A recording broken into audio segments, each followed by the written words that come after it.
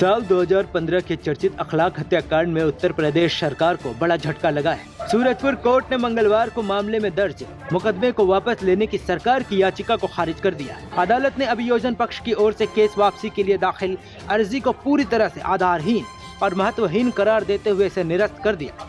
Court का कहना है कि इस तरह की याचिका स्वीकार करने का कोई कानूनी आधार नहीं बनता।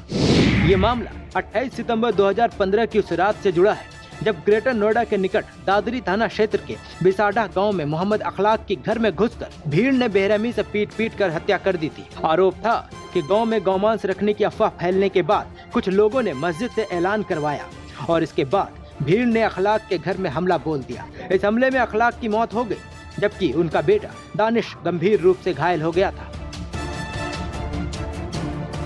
अखलाक की हत्या के मामले में पुलिस ने आईपीसी में हत्या की धारा समेत कई धाराओं में मामला दर्ज किया था। 18 आरोपियों को भी पुलिस ने गिरफ्तार किया था, जिनमें 3 नाबालिग भी शामिल थे। एक अन्य आरोपी की 2016 में मौत हो गई थी। बाकी 14 सभी आरोपी इस समय जमानत पर बाहर हैं। आरोपियों में बीजेपी नेता के बेटे विशाल राणा और चचेरा भाई शिवम भी थे, जिन पर कथित तौर पर भीड़ को भड़काने का आरोप लगा। नोएडा के ट्रायल कोर्ट में मुकदमा चल रहा है। इस मामले में यूपी सरकार की तरफ से ट्रायल कोर्ट में आरोपियों के खिलाफ केस वापस लेने के लिए आवेदन दाखिल किया गया था, जिसे अब खारिज कर दिया गया है। सरकार ने जो अर्जी लगाई थी कि इस केस को वापस लेने के लिए न्यायालय ने उसको खारिज कर दिया है और इसमें डेट 6 जनवरी लगा दी है आफ्टर विंटर वेकेशन और डे बाय डे इसमें सुनवाई के लिए कहा है। और इसमें क्या आधार कोर्ट ने माना है खारिज के पीछे? कोर्ट ने कहा कि 321 में कोई भी सरकारी वकील ने इस तरीके का कोई भी तथ्य, कोई ग्राउंड इस तरीके का नहीं है जो कि सोचा जा सके। 321 कहीं से कहीं तक मर्डर जैसे मामले में नहीं बनती है, जिसमें कि गवाही भी हो चुकी है और केस गवाही में चल रहा है। आरोप भी उसमें ये कि तय हो चुके हैं, उसमें चार्जशीट भी आई है। तो सारे चीज कोर्ट ने यह है कि मानी है कि इसमें गवाही चल रही है और आगे गवाही चल रही है। कोर्ट के इस फैसले पर कांग्रेस नेता सुप्रिया श्रीनेत ने एक्स पर एक पोस्ट के माध्यम से यूपी सरकार पर हमलावर नजर आई। वहीं अखलाक की पत्नी ने इलाहाबाद हाई कोर्ट में यूपी सरकार के इस कदम के खिलाफ याचिका दायर की, जिसमें कहा गया कि हत्या का केस ऐसे वापस नहीं लिया जा सकता। हाई कोर्ट ने सरकार से जवाब मांगा है और सुनवाई शीतकालीन अवकाश के बाद होगी। परिवार ने कहा कि लाठियों से हत्या कम अपराध तो नहीं और गवाहों के बयान जांच में सुसंगत है। अब चलिए आपको बताते हैं कि आखिर यूपी सरकार ने क्यों कहा मुकदमा वापस लेने।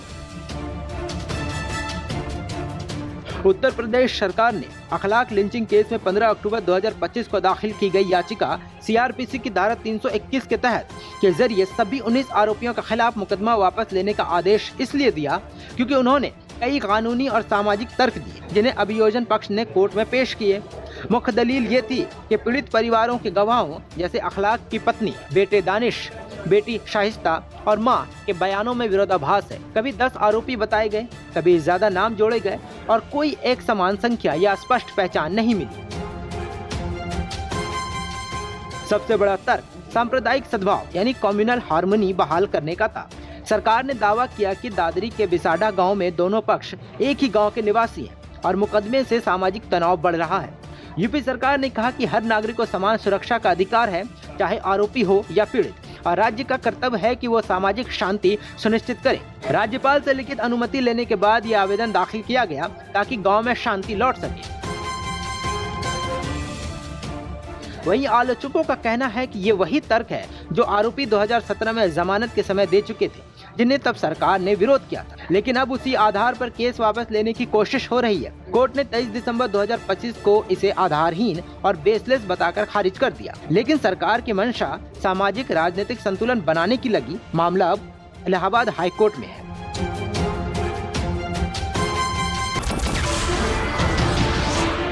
नमस्कार, मैं हूं मानक गुप्ता। अगर आपको हमारा ये वीडियो पसंद आया हो तो इसे लाइक और शेयर जरूर करें और हाँ, हमें सब्सक्राइब और फॉलो करना ना भूलें ताकि आप देश और दुनिया की कोई खबर मिस ना करें। तो जुड़े रहिए हमारे साथ और देखते रहिए न्यूज़ 24।